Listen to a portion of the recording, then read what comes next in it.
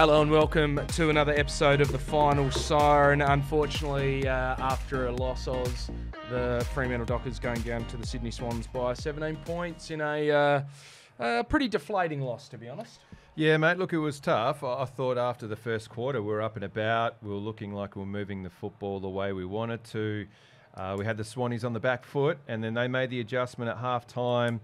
The short kicks, the angular kicks, the circuit breaker, the basic press breaking kicks. They were getting into position, and we just didn't really seem to have an answer to that, and they gained that ascendancy and that momentum. They just took advantage of the momentum that they had, whereas when we had a little bit of momentum, we seemed to be a little bit fumbly. We seemed to drop the marks that we would normally take, and we're a little bit unsure going inside 50, mate. Yeah, and it was actually interesting. It was old school Alistair Clarkson style footy, where it was like, if they give it to you, just take it. So the Dockers gave up a lot of uncontested marks with the press that they play, and look, it's worked really well for them throughout this year. But you know, like it's a little bit tougher, is because have the Sydney Swans shown the rest of the competition how to beat Freo Dockers and how to beat the press that's been so good for the last 19 rounds.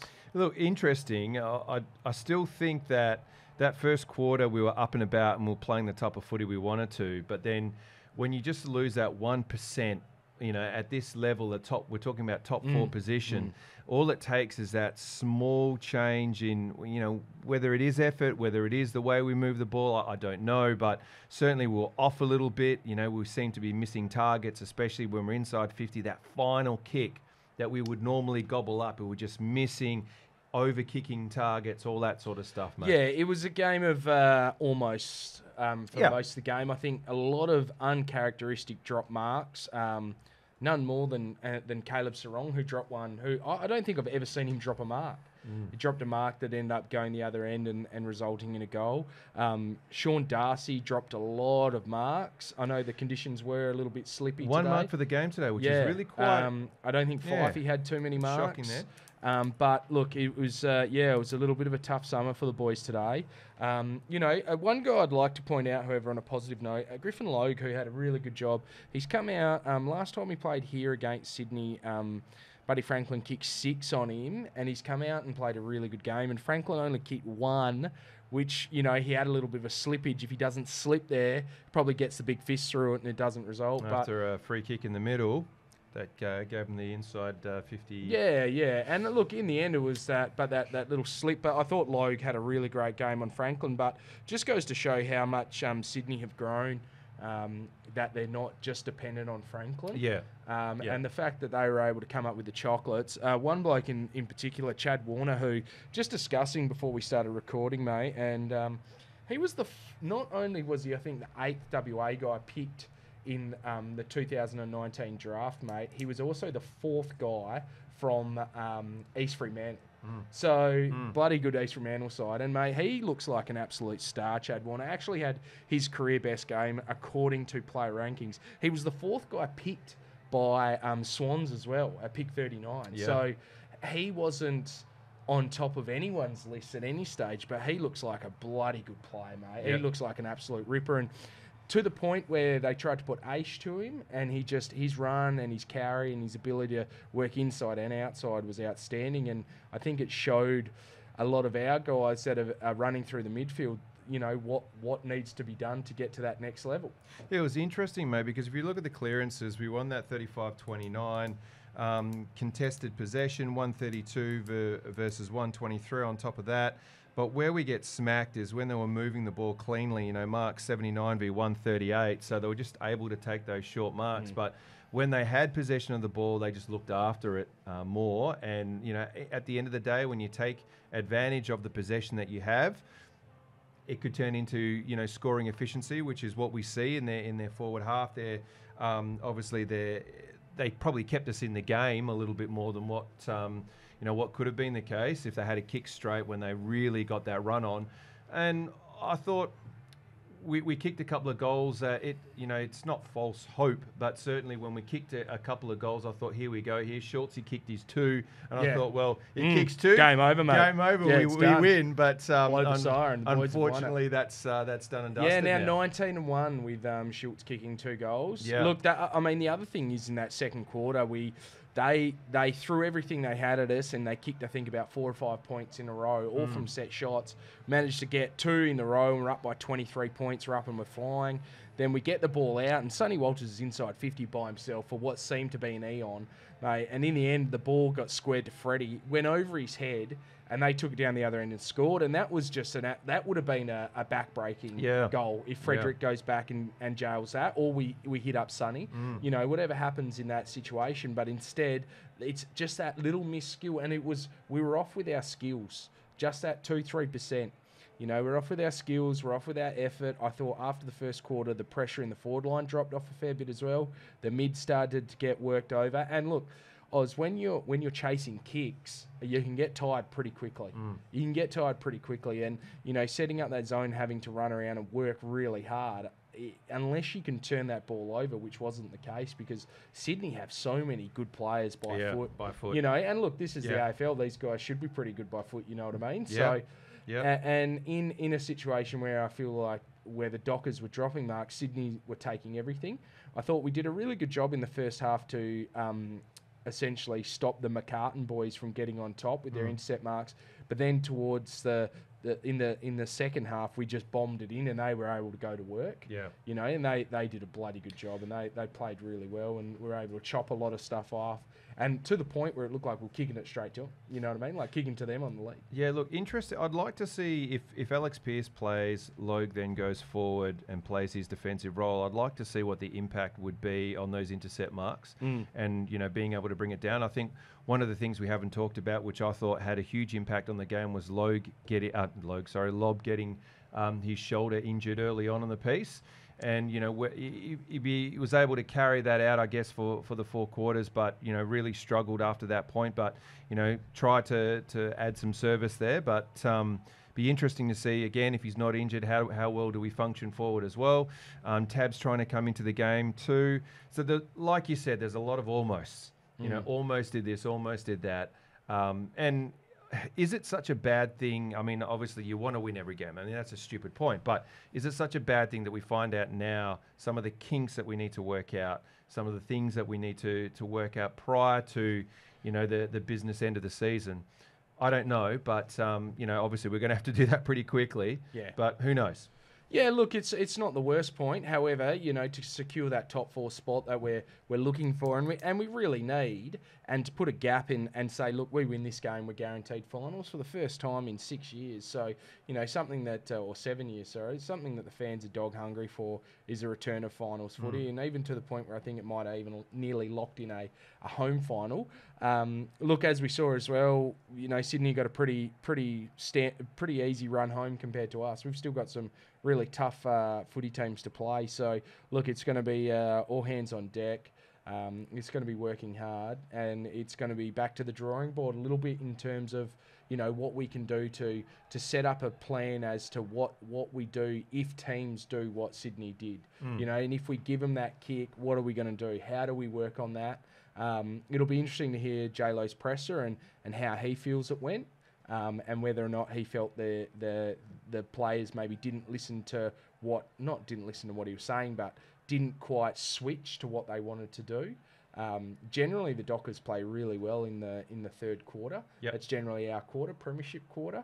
Hashtag book the bus. Hashtag flag mantle. But mate, instead it was a scoreless quarter, and Sydney just absolutely outplayed us in that quarter, and it kind of deflated everyone, really, on a big night in which Docker the Quokka has been released onto the fans and is up and about, and is probably one of the greatest mascots, if not the greatest mascot of all time. And whether or not Johnny Docker is still around this time next year, mate, will be,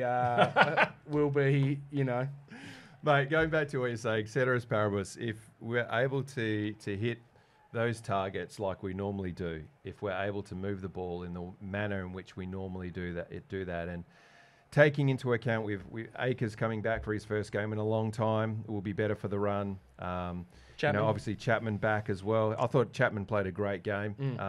Yep. So, two guys that haven't played a lot of footy, so they'll be better for the run as well. It'll be interesting to see how Lobb pulls up, because structurally he's so important for us. But we've got guys knocking on the door. Obviously, Noddy played today, I believe. So we've got a few guys that are knocking at the door to come back in. And for that run home, it's going to be very important that we get all hands on deck. Yeah, Peel had a good win, and they had a lot of guys playing for him. Today they had a good win versus Subi, but look, I guess it's just a matter of, competition creates excellence. We can only get better from that. But look, a really interesting review to see how it goes.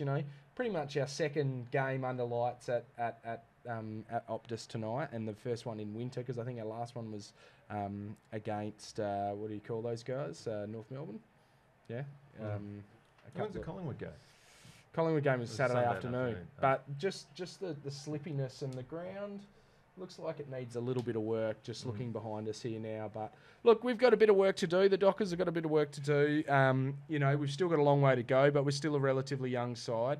Plenty of positives to take out of the game. But look, more than anything, I think we go back to the drawing board.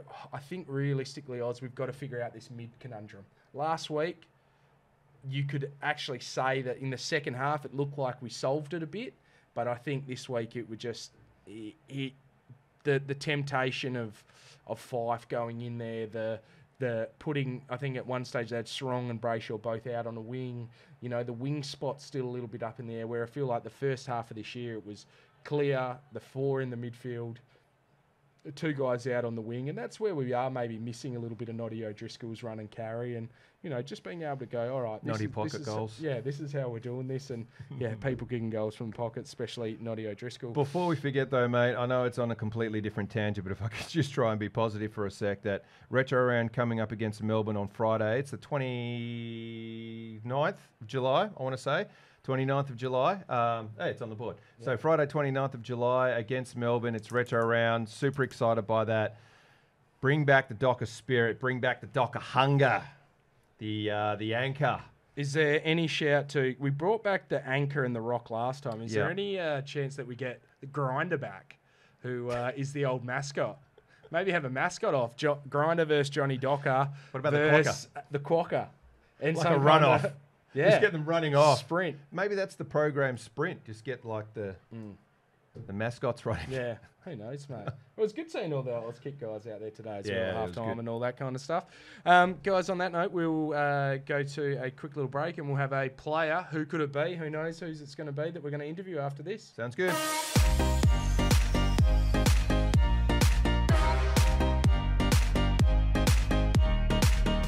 We're joined on the Final Siren by Hayden Young. Youngie, what do you take out of that game today? It was a disappointing result at the end. I thought there was patches where we played all right. We started the game well, but we just fell away there through the second and third quarter, and we couldn't get the game back on our terms. They controlled the ball well. They were able to sort of kick through our defense, and we weren't urgent enough with our defense to stop their ball movement. They were able to get a lot of field position and score as a result. So disappointing. Yes, mate. Obviously in the third quarter, when they started chipping the ball around and breaking through that zone, 3/4 time there would have been some messages going out there, some adjustment. Was it just a case where, by foot they were just too clinical, or was it perhaps we were 1% off there in terms of closing those gaps and taking that kick away? What are your thoughts about that? Yeah, we definitely just were a little bit off, and as we saw tonight, it only takes a couple of percent to be off a couple of percent for them to score and gain field position as a result. So we just weren't urgent enough, and we sort of were on our heels a bit, and they were able to sort of march up on us and get field position. So it's something that we pride ourselves on, which is disappointing, because we feel like once we get teams into that sort of set defense, it's hard to get through us, and Sydney showed us up tonight.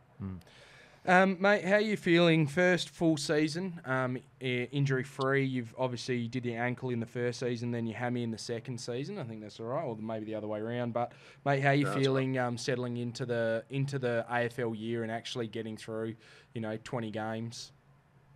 Yeah, it's amazing how your body can adapt once you've got some continuity, and I've certainly noticed that this year that. From a strong pre-season and then playing throughout the year, that my body's sort of adapting to AFL footy, and I'm pulling up well, and I'm able to go week after week, which is promising considering that the first few years had its challenges, and after having those sort of long periods out, it was hard to sort of get my body back into shape to play consistently. So I'm happy that I've been able to do that, and I'm sort of reaping the rewards now. Yeah, look, mate, the stats back it up, and you're hitting career highs, 31 disposals, your high against St Kilda and the Hawks. But obviously, as you were saying before, that continuity is really helping you, and it's great that we've locked you in, certainly for a few more years. So we're pretty excited by that. Mate, one thing that at the pod, we're super excited about is that left peg of yours, mate, and being able to pinpoint, hit targets, and having someone to take the kick on. Is that something that I guess you've got a green light for us to take that kick on through corridor, whatever, and give us that opportunity moving forward? Well, it's certainly something that is a strength of my game, and something that the coaches encourage me to utilise. But I'm certainly not alone in that. There's a lot of our players, and we want to be aggressive with our ball movement and be brave and take the game on. So it's certainly not just me. We encourage all of our defenders and all of our players really to back themselves in, because we're all talented and skillful enough. So I think it's certainly not just left to me. It's a full team effort, and we all have faith in each other to pull the kick off when it needs to be hit.